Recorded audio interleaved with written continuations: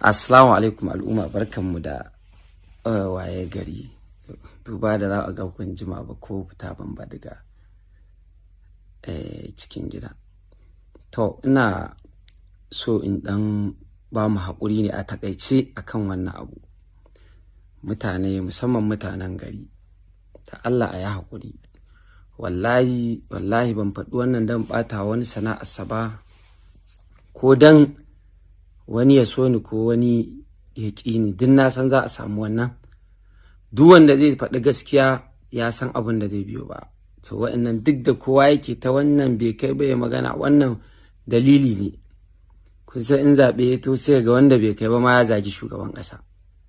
Ba komai, wannan ɓarin duk Allah zai kula da shi. Duk wanda ya sharri ya san me zai tarar, duk wanda ya faɗi alkhairi ya san me zai tarar. Ni dai Allah ya sani har na gama maganan nan ban kama sunan wani na zage shi ba. Wanda na kama sunansu misali ne da abubuwan da suka faɗa.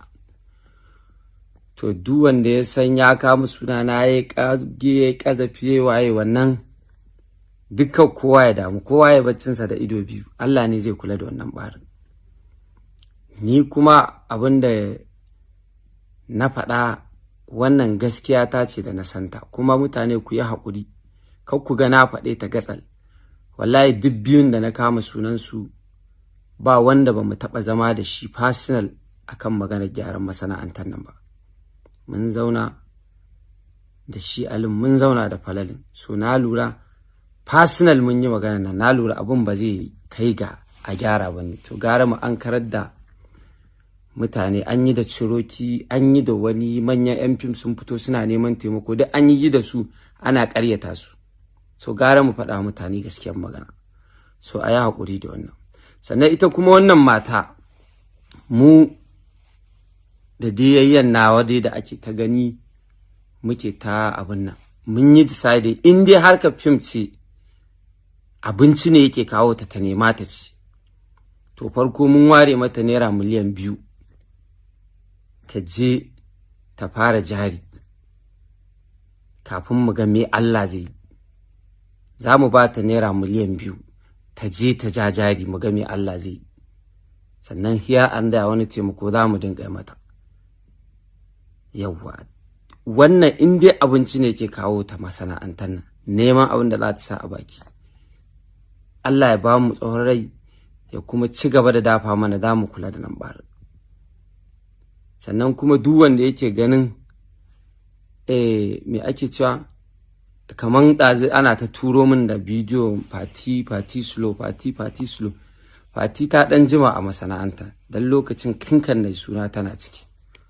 Duk wani abin da Fati take yi ba wani abu bane ba. In mutane sun kalle shi ya yi kama da abubuwan da ya kamata a ce tana buƙatar, kamar yadda na bibbi maganganun ta furta tana buƙatar taimako. To ita ma wannan maganar ta ja mata a zo a karɓa mata, a yi committees da za su karɓa mata miliyan 1 su san sana'ar da za su ɗora ta a kai. Ni na yi alƙawarin zan ba ta miliyan 1. Maganar da ta yi kuma, in tana ganin me ake cewa ne, ita ma Allah zai kula da wannan maganar. Amma ni ba wani abu tsakanina da wani abin nan, kowa ya baccinsa da ido biyu. Wannan duk abin da take, ni na fi tunanin kaman abu ne, tunda abu ne na rashin, ban dai sani ba, amma ita mai bi ta iya bayani da kanta.